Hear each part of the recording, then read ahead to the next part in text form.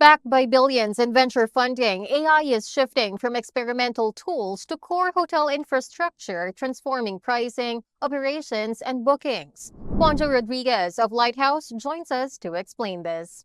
Welcome, Juanjo. So, in what ways does AI powered search change traveler behavior versus, let's say, Google and OTAs? The interesting thing is that it's both quite different, but actually quite the same. The reason we are even discussing about this is because the AI platforms and ChatGPT in particular have been really successful at aggregating demand and having a lot of users do something at the same time.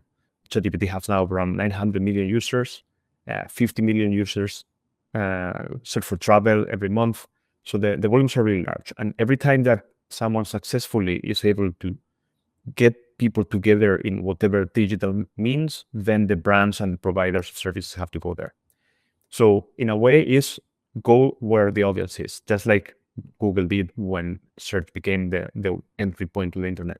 What's different is that in all of the other previous spaces that we had, like let's say Google with search, you already knew exactly what you wanted, or social media, where we were sending you messages or ads or commercials that you didn't ask for, but were based on your profile.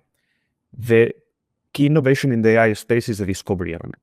People can go to ChatGPT to help them plan something and research.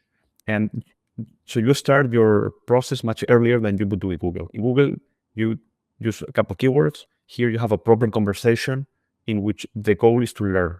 Not so much to buy something now, but to learn what to do in the next step.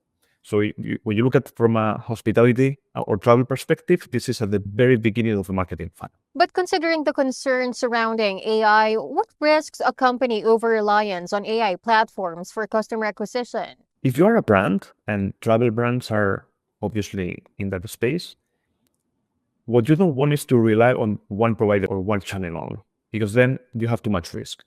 That's why hoteliers want to work with OTAs, but they don't want all of the bookings coming through OTAs. You have to maintain a variety of healthy channels in order to have a healthy distribution mix, because that both increases your ability to reach the market, but also it's more defensible and less risky in the long term.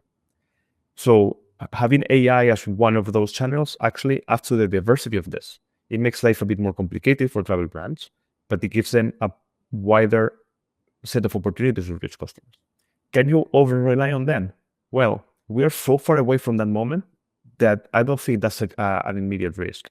In any case, it would be a similar situation with what you have with Google today, that Google is capturing the majority of the value of the marketing space for travel. If you have a new player and they will display, it's actually less risk, not more than before. So if you were to make a suggestion, Wanjo, how can hotels keep control of distribution and brand visibility as AI becomes an intermediary? I think hoteliers and travel brands are behaving much more smartly now than they did in the previous waves of technology innovation. Many of us went through the Google era, and then the iPhone one, and then the social media one.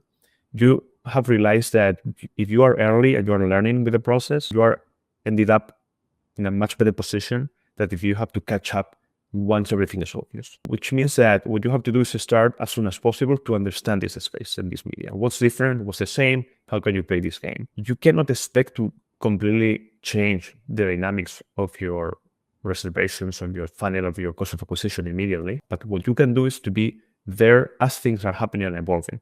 No one really knows the exact shape that AI discovery and as an element of the funnel is going to be. But if you are playing the game, then you can see what works in real time. An obvious thing is that you have to be a participant actively in those AI conversations or funnels. And as of now, you can do a couple of things. You can improve your positioning, like SEO for Google, you have GEO for the AI space. So whatever you can do to improve the quality of the content you have, to make it available to AI models, and then to make sure that you are referenced and by the media that matters, then that's very useful for the organic results when someone is asking the LLMs directly. And that's all very different from SEO in the Google space.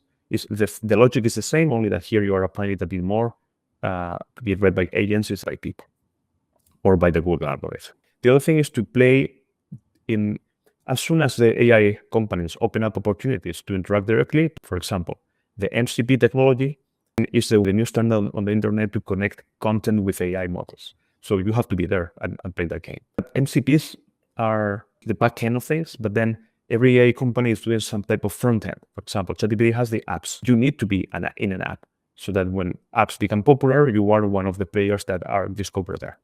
And then if Google or Gemini come up with something different, then you have to be there too. The cost in terms of investment in all of this is very small.